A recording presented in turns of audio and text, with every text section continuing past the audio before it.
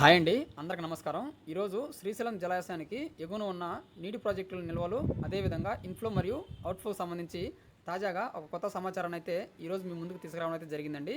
కావున ఈ వీడియో మీకు ఉపయోగపడుతుంది అనుకుంటే చివరి వరకు చూసి వచ్చిన సమాచారాన్ని తెలుసుకునే ప్రయత్నం అయితే చేయండి. ఇంకా లేట్ చేయకుండా వీడియోలోకి అయితే వెళ్దాం. వివరాల్లోకి వెళ్ళినట్టయితే కృష్ణానది ఎగువన గత 10 రోజులుగా కురుస్తున్న వర్షాలకు కర్ణాటకలో నిర్మించిన తుంగభద్ర నదికి వరద నీరు పోడెత్తుతుంది. దీంతో తుంగభద్ర నదిలోకి భారీగా వరద నీరు వచ్చి చేరుతుందండి. ఈ నేపథ్యంలో ఎగువ నుంచి వస్తున్న వరద నీరు రోజురోజుకి పెరుగుతూ నిన్నటి నుండి ఏకంగా 112,000 క్యూసెక్ల వరద ప్రవాహం అయితే ప్రాజెక్టులోకి వచ్చి చేరుతుందండి. అయితే తుంగభద్ర నదికి పూర్తిస్థాయి నీటి మట్టం 100 టీఎంసీలకు గాను ప్రస్తుతం 60 టీఎంసీల నీరు నిల్వ అయితే ఉంది.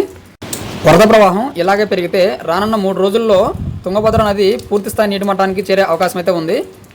దీంతో గేట్లను తెరిచి వచ్చిన నీటిని వచ్చినట్టు శ్రీశైలానికి విడుదల చేసే అవకాశం ఉందని అధికారులు అయితే చెప్పడం అయితే జరుగుతుందండి. మరోపక్క కృష్ణానది ఎగువన కురుస్తున్న వర్షాలకు ఆల్మట్టి నారాయణపూర్ జోరాల్ ప్రాజెక్టులోకి వరద ప్రవాహం కొనసాగుతుంది. ఆల్మట్టి డ్యాంలో ఇన్ఫ్లో 43,500 క్యూసెక్లు కాగా అవుట్ఫ్లో 65,000 క్యూసెక్లు అయితే ఉంది.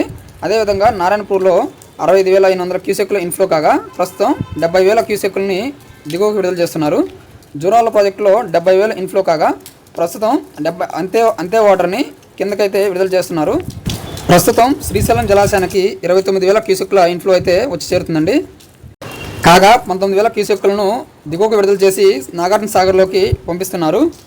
ఇంకా నాగార్జున సాగర్లోకి 20,000 క్యూసెక్ల ఇన్ఫ్లో రాగా ప్రస్తుతం 15,000 క్యూసెక్లను కిందకి విడుదల చేసి తాగునీటి అవసరాల కోసం దిగువకు అయితే విడుదల చేస్తున్నారు.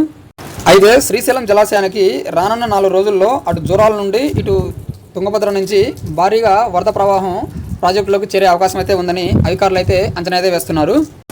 కాగా రాగల 4 రోజుల్లో తెలుగు రాష్ట్రాలతో పాటు కర్ణాటక, మహారాష్ట్రాల్లో భారీ వర్షాలు కురిసే అవకాశం ఉందని వాతావరణ శాఖ అధికారులు అయితే చెప్పడం అయితే జరుగుతుందండి. ఇది ఫ్రెండ్స్ ఇవాళ అప్డేటు. ఈ వీడియో మీకు నచ్చినట్లయితే లైక్ చేయండి, కామెంట్ చేయండి. అదేవిధంగా ఈ వీడియోని తోటి రైతులకు కూడా తెలియజేయండి.